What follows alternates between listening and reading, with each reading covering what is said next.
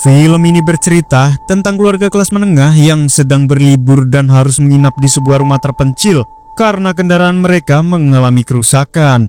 Tapi tanpa disadari oleh penghuni rumah, ternyata keluarga tersebut adalah psikopat yang siap membunuh penghuni rumah tersebut.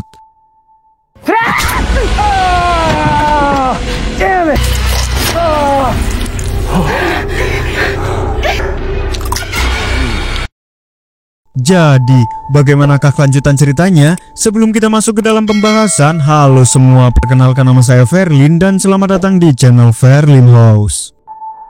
Alamak, baru juga di awal film, kita langsung disuguhkan aksi brutal yang psikopat lakukan pada seorang Tia Boteng.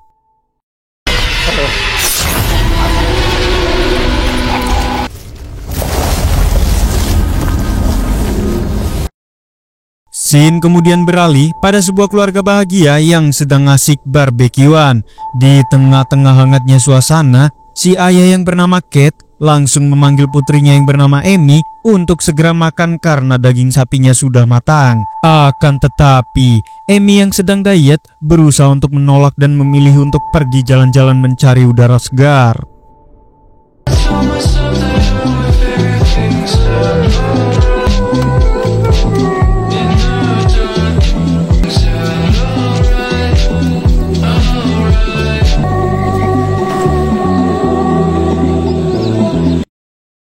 Melihat daging yang nganggur, si adik yang bernama Jeffrey langsung meminta jatah kakaknya untuk ia makan. This is like half fat.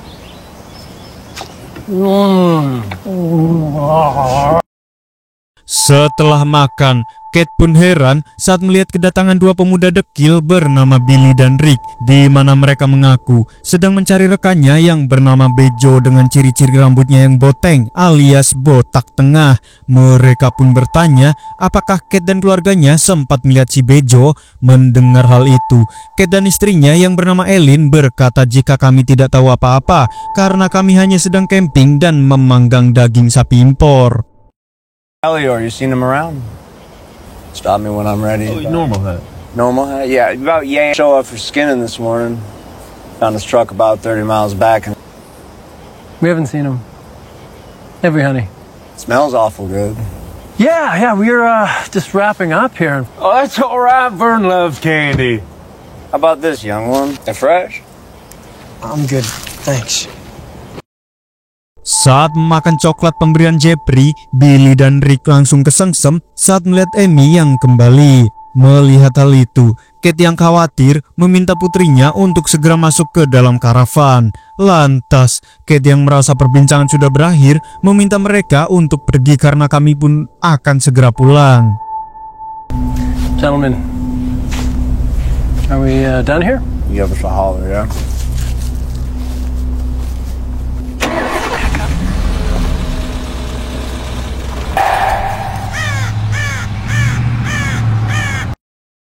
Di sore harinya, Ellen yang merasa firasatnya tidak enak meminta suaminya untuk tancap gas. Namun, karena mobil ini bukan kendaraan off-road, Kate yang tidak ingin gegabah memilih untuk berhenti. Sesaat kemudian, sambil membawa shotgun FF, Rick meminta tolong pada Kate untuk mengantarkan Billy sampai ujung jalan pemerintahan ini. Terlebih saat ini, mobil miliknya malah mogok. Oh, he has a shotgun. Okay. Stranger thing. You believe that?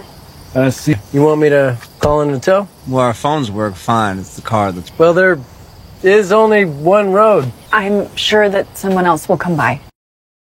Di tengah-tengah ketegangan, Kate pun curiga saat melihat terpal dengan noda darah di bak mobil mereka. Namun, mereka meyakinkan jika rumahnya tidak jauh dari sini, yang katanya hanya berjarak 2 kilo saja. Meskipun ragu, Kate yang tidak ingin hal buruk terjadi berusaha untuk meyakinkan Ellen untuk menyanggupi hal tersebut. Hingga pada akhirnya, Kate mempersilahkan Billy untuk menebeng. Well? Yeah, let's give Billy a ride. Oh, hot dog! I'm gonna name the street. Don't have too much fun now, Billy. Di tengah perjalanan, Billy memberitahukan alamat rumahnya di mana mereka tinggal di sebuah peternakan yang dihuni oleh si Abah bersama kedua cucunya yang cantik. Setelah memberitahukan hal itu, Billy yang penasaran terlihat membaca buku catatan milik Jeffrey, dan betapa syoknya Billy saat melihat nama Bejo tertulis di dalam daftar korban yang telah mereka habisi. All these pages been filled in already, and a blank page in the bun. Backwards. And some of these L's too. Plain work. Astaga, tanpa diduga, ternyata keluarga bahagia ini sebenarnya adalah keluarga Kopet. Sambil mengenakan kostum COVID-19, Kate dan keluarganya mulai mengolah tubuh Billy menjadi potongan-potongan kecil seperti bahan semur mie ayam. Dan yang lebih mencengangkan lagi, jasad para korban yang mereka simpan lalu dijadikan persediaan makanan. Dan ternyata barbekyuan tadi bukanlah daging sapi impor, melainkan daging manusia. It's perfect. It's never perfect. You never Because listen. my way is tried, tested, and true. You know, we can't pass up on some. Di tengah kesibukan, Elin yang melihat Jeffrey mengemil daging mentah langsung membacotinya untuk bersikap higienis. Hingga kemudian Kate yang akan melanjutkan perburuan mengajak keluarganya untuk mendatangi peternakan keluarga Billy. Lantas di tengah-tengah persiapan, si ibu memberikan sebuah bola mata kepada Amy. Like I said, it depends on how things work out tonight. But in the meantime, you know, you might. Your favorite. Hey, why does she get all the eyes? Scene kemudian beralih ke peternakan yang dimaksud oleh Billy. Di peternakan ini, si Abah sedang makan malam bersama dua cucunya yang cantik bernama Julie dan Safa. Hingga saat mendengar ketukan pintu, si Abah meminta Julie untuk mengeceknya. I got a feeling it ain't Billy. It might be the sheriff. I think something's happened. Hi there. Jesus Christ. Tanpa diduga, ternyata keluarga Kopet ini benar-benar mendatangi rumah keluarga Billy, di mana Kate beralasan jika mobil mereka mengalami mogok dan kami sudah lelah untuk berjalan. Mendengar hal itu, Julie yang ramah dan baik hati langsung mengajak mereka untuk masuk. Gosh, where are my manners? Come on in, all y'all. Thank you so much. The name is Neville, and these are my lovely granddaughters, Julianne and Savannah. Setelah berkenalan dan sedikit basa-basi, Kate berpura-pura untuk meminjam telepon untuk menghubungi bengkel terdekat. Terlebih HP milik mereka tidak ada sinyal. Namun si Abah berkata jika kami tidak punya telepon karena biaya bulanannya yang nggak ngotak. Lalu mereka pun disarankan untuk menginap saja dan besok ia akan mengantarkannya ke Perlin Mekanik. Mendengar hal tersebut, sontak membuat Kate dan keluarganya semeringah dan merasa jika aksi Kopet ini akan berjalan lancar. Lantas, sebagai tuan rumah yang baik hati, si Abah mengajak keluarga Kopet ini untuk makan malam ala kadarnya. A la Savannah. Well, it looks absolutely delicious. We can't thank you enough for this. Savannah done cooked it up. Well, Savannah's. If you ran into Billy, how come he didn't drive you here? Hingga di tengah-tengah makan malam, Kate terlihat memberi kode pada keluarganya untuk mempersiapkan senjata.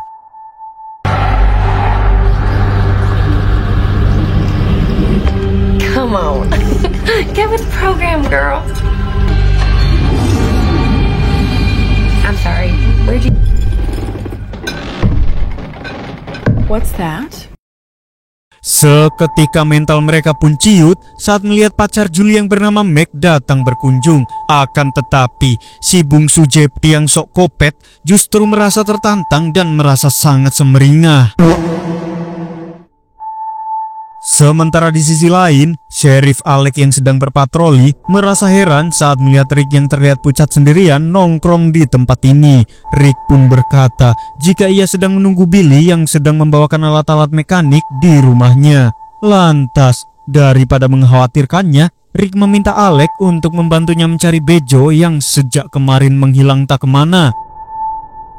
If he doesn't turn up in the morning, I'll call county, see if they can spare a car. Too many grasshoppers. Too many grasshoppers. I could just blow your head off right now. Rupanya Rick mengalami keracunan akibat memakan coklat pemberian dari Jeffrey.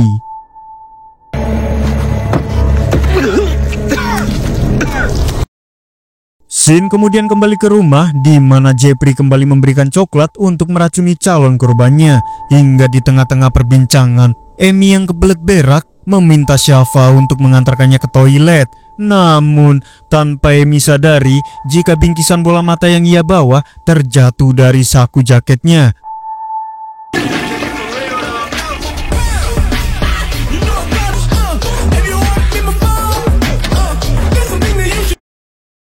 Sementara di sisi lain, si Abah mengantar Kate dan Elin ke kamar yang akan mereka tempati. Lantas, setelah sedikit basa-basi, si Abah pun pamit dan mempersilahkan mereka untuk beristirahat. Oh. Now, it ain't been slept. I'll leave you to it then. Sesampainya di kamar Billy yang buluk, Julie mengungkapkan jika Jeffrey akan menempati kamar tersebut, sementara Amy akan tidur bersama Shafa.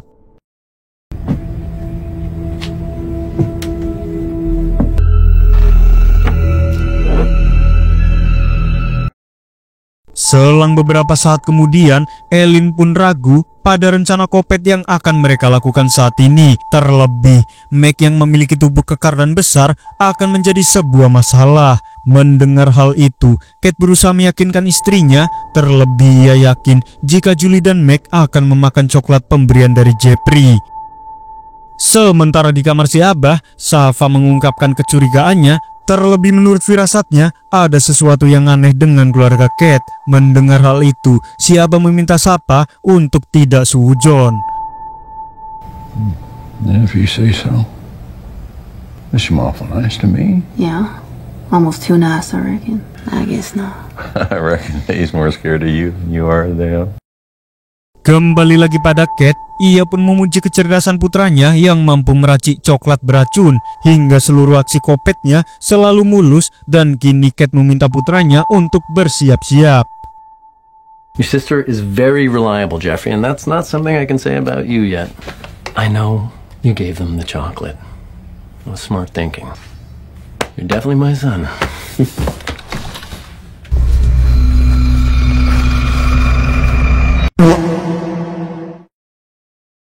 Singkat waktu, benar saja Julie dan Meg mengalami keracunan ekstrim akibat memakan coklat pemberian dari Jeffrey. Dirasa masih lama, Meg yang sudah tak tahan bergegas untuk pergi keluar.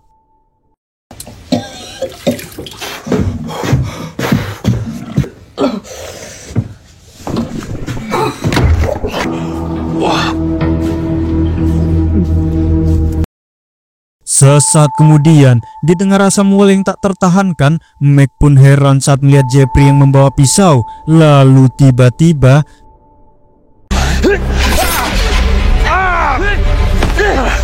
akibat efek racun coklat Jeffrey, si kekar Meg pun kewalahan menghadapi bocah kopet ini.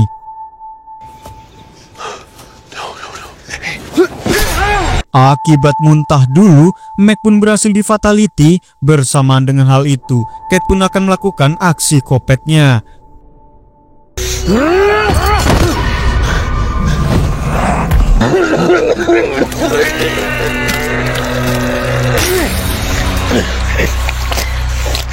Sungguh keluarga asoy, kebaikan si Abah dan keluarganya seakan tidak berarti.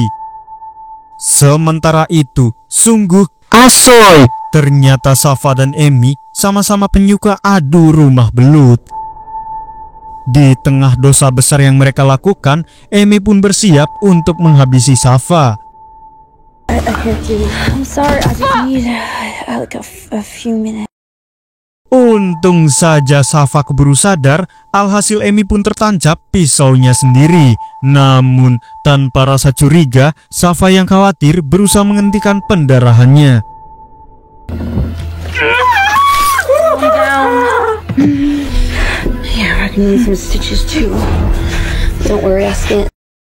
Seketika Amy terpana saat melihat ketulusan Shafa pada dirinya. Sesaat kemudian, Shafa pergi ke gudang untuk mencari kotak obat. Namun, di tengah-tengah pencarian, ia pun heran saat mendengar suara ribut-ribut dari arah belakang rumah.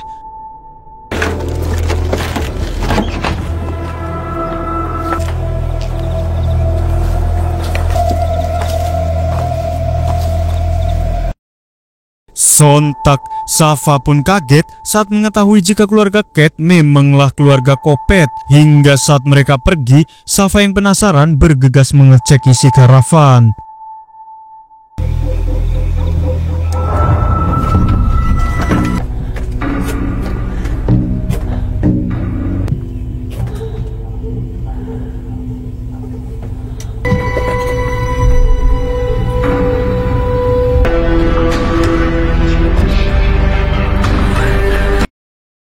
Setelah melihat jasad Meg, Safa pun bergegas mencari si Abah dan juga Julie. Sementara di WC, Julie yang masih mual seketika syok saat menemukan bingkisan bola mata. Di tengah-tengah kepanikan, Julie yang sempoyongan bergegas pergi ke kamar si Abah.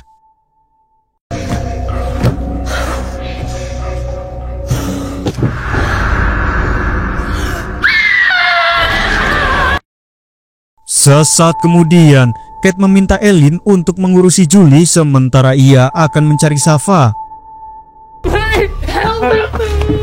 Kathleen! All right, Ben, let's see. Honey?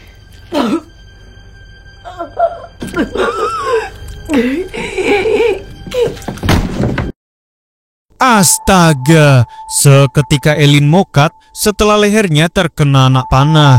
Hingga saat Amy datang, ia pun syok parah saat melihat ibunya yang sudah mokat. Di tengah-tengah rasa syok, Amy mengungkapkan unek-uneknya pada hobi Kopet yang ayahnya sering lakukan. Terlebih sudah lama ia mengajak ayahnya untuk berhenti melakukan semua ini. Namun Kate tidak peduli dan akan terus melanjutkannya sampai ia merasa puas. Hingga di tengah-tengah panasnya adu bacot, Kate meminta Jeffrey untuk mengurusi Julie guna memancing Safa untuk datang. This is different! This is who we are! No!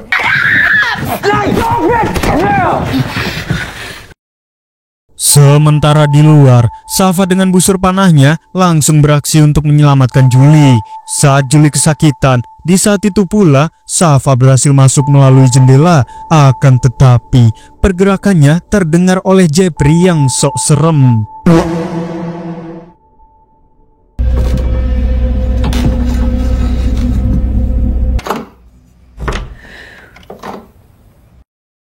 Sesaat kemudian, Kate yang muak meminta Julie berteriak memanggil Safa. Namun saat Julie menolak, Safa pun datang sambil menodong Jeffrey. Ia pun meminta Kate untuk melepaskan Julie. Akan tetapi Kate justru menantang Safa untuk menghabisi putranya, sementara ia akan menghabisi Julie.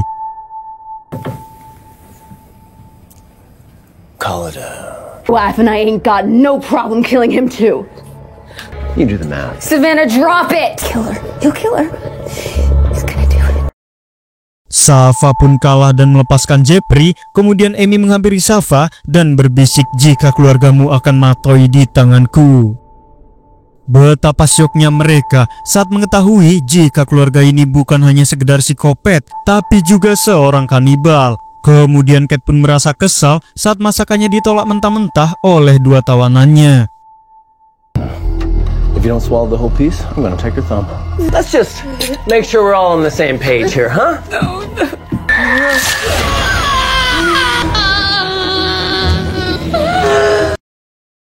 Setelah mencicipi jempol Julie, Kate pun penasaran pada rasa daging Safa. Namun sebelum Kate beraksi, Safa langsung mengungkapkan aib putrinya yang seorang pecinta adu rumah belut. Terlebih di kamar ia sempat menerima ajakan Amy yang ingin mengadu rumah dengan dirinya.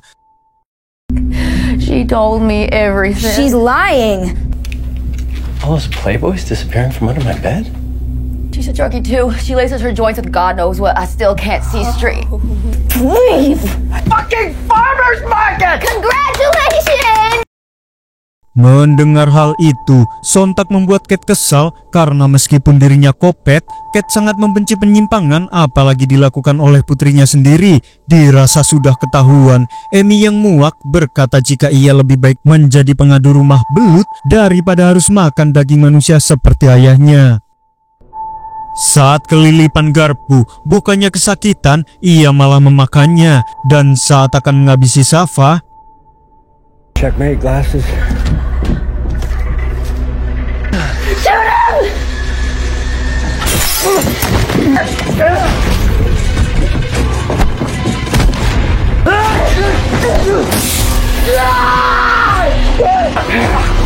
Could you do glasses on?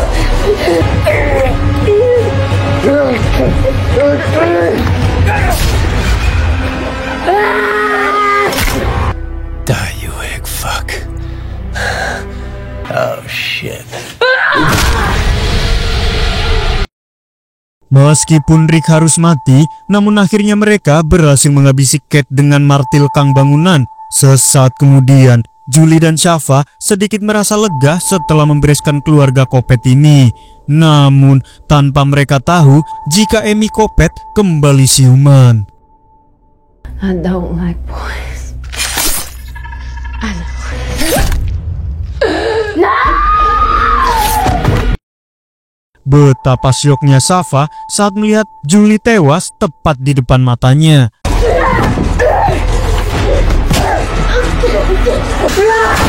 I am so over.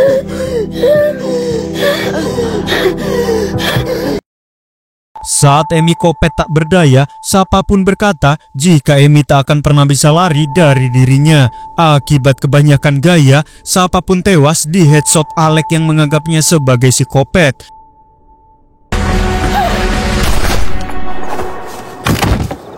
Sungguh hoki, Amy berhasil selamat saat Alec yang sedang berpatroli mendengar suara ribut dari rumah ini. Dan dengan nasoinya, Amy dibopong menuju mobil tanpa ia tahu jika Amy dan keluarganya si Kopet yang sebenarnya. Hingga sesaat kemudian, Alec yang melihat mobil karavan milik keluarga Amy bergegas melakukan pengecekan. Tapi di saat itu pula, sambil nyebat, Amy pun bersiap untuk beraksi.